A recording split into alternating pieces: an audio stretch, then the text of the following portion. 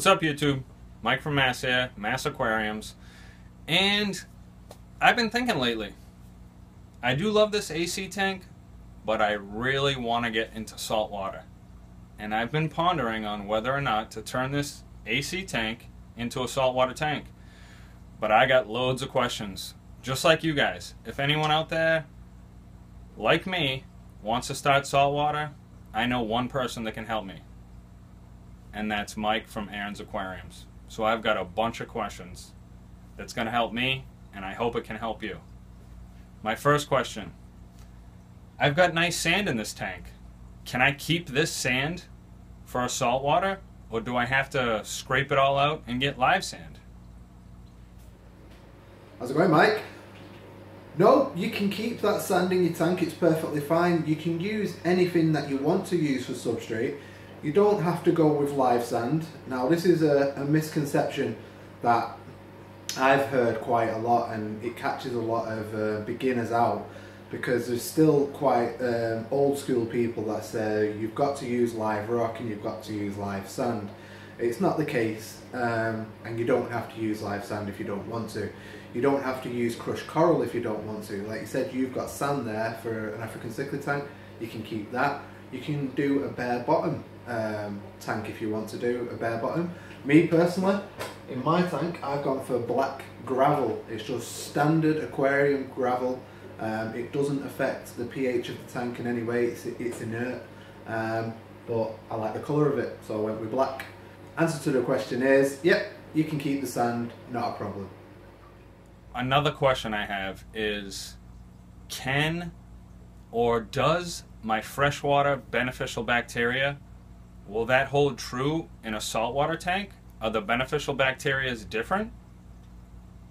No, Mike, unfortunately, the beneficial bacteria that you've got currently living in your freshwater tank won't survive in a saltwater tank. So you will have to colonise a new lot of beneficial bacteria for your saltwater tank. So you will basically have to start from fresh with your new saltwater tank. Another question that I'm sure will hit a lot of people getting ready to start into saltwater. I have all freshwater tanks. It's super easy for me to do water changes. Can I fill my saltwater tank up with tap water and just add salt? Or do I have to have some special type of system, or is there a special water I have to use? Do I have to buy salt water? Now, when it comes down to water, reef tanks are very sensitive. If you're going to go for corals, the corals are very sensitive to metals, for example copper, and that does have a presence in normal tap water, and also other things like chlorine and all the other stuff that they use to clean the drinking water that comes to your home. Now, obviously freshwater fish, they are susceptible to things like this, but you can use products to, you know, help counteract all of the contaminants in the water, like the chlorine and things like that.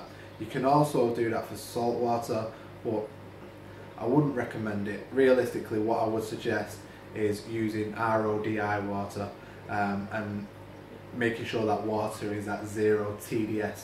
TDS means total dissolved solids.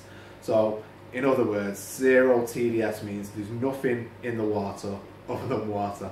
There's two ways you can do this. You can either go out and get yourself your own RODI unit, connect it up to your mains, connect it up to your tap water in some way, and then create your own RODI water.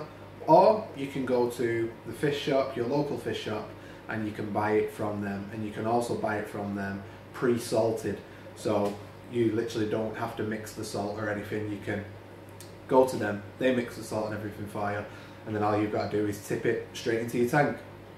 Me personally, because I've got such a large tank, I make the water myself, and then I store it in water butts, big water butts that you have outside collecting your rainwater. I store my RODI water in there, to obviously, so I've always got water on standby, ready for use in case my water level drops or something happens and I need to do a water change quickly. So, as far as filtration goes, I run a canister filter on this tank. Now, I have sponges and media and filter floss in this tank. Can I leave all that? Do I have to clean it out? Do I have to have special filtration? What do I have to put in my canister filter to make a saltwater tank thrive?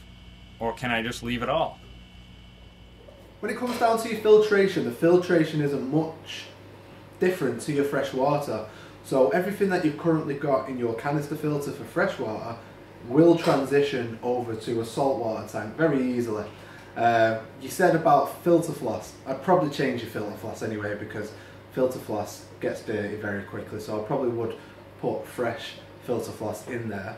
I definitely would also clean all of your system out, clean all of your filtration, make sure all your sponges are clean, make sure everything is sort of like as like new as you can get it.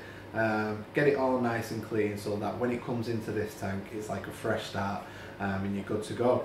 Maybe if you've got ceramic media in there, maybe go out and get yourself some some aquarium rock, like live, we call it live rock, but like aquarium rock, like Fijian live rock or something like that. But me personally, I wouldn't get it live, I would get it dry or dead, and I'd take a hammer and a chisel and I'd smash it up into little pieces, and then I'd put that into your basket in your filtration that you had your ceramic media in. If you haven't got that as an option, then go out and get the best ceramic media that you can get. One that is very porous, which can hold your nitrifying bacteria and a lot of it. Another question I have, fragging or frag, like I've heard about frag tanks. Is that kind of like propagating plants? If I do get corals or live rock, do I just snip them up and then I can like replant them and grow them? I am very curious about frags or frag tanks. Now fragging, yes, fragging is a bit like propagating plants. Like there's some plants in planted tanks where you can literally, once they get to a certain height, you can cut them in half, or you can cut them wherever you desire, cut that bit off, plant it back into the substrate, it'll grow new roots, and then it'll turn into its own individual plant. Now with certain corals you can do that also. Some corals, like for example green star polyp, that looks a bit like grass when it's when all its polyps are out. You can literally just take a pair of scissors to a green star polyp, cut a bit off, stick it to a frag plug or stick it to some rock or wherever you want to put it, and then that will then grow and become its own individual coral. Same with like mushrooms and things like that. Most corals can be fragged, and then obviously they will become their own individual coral. A frag tank is basically a tank that you take all of your frags and you just put them in it. It's just a tank that is set up solely for all of your frags, whether you're using it to grow them out, make them bigger and then add them to your display tank once they're at a larger size, or you're using it to display them all for people to come around and buy them from you. So that's what a frag tank is, and fragging is basically cutting a coral, cutting a piece off a coral to make it its own individual coral, and then you've got two rather than one, and so on. Thanks, Mike. This is going to help me out extremely well, and I will hope it helps everybody else out that is going to start up a saltwater tank. And remember, the IAA is here to help.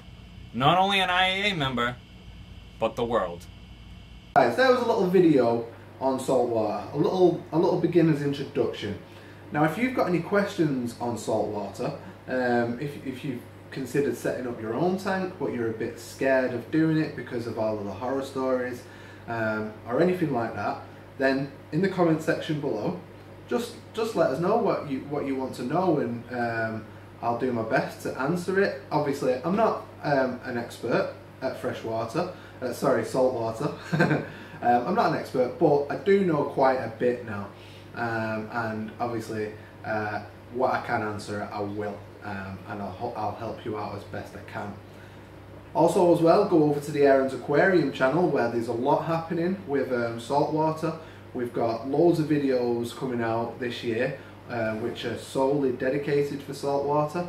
Loads of informational videos as well as updates on this new setup tank, which is my newly set up saltwater tank. As you can see, there's nothing in it yet apart from, I don't know if you can see them on camera, but apart from 2 clownfish. So we've got updates on that as well. And also don't forget to check out the rest of the guys here. We've got Mass Aquariums, Paul Madfish, Maurice McComey and the Angry Fishman. They're all dealing out some fantastic content on different things within the fish world. So check out everybody, and we'll see you in the next one.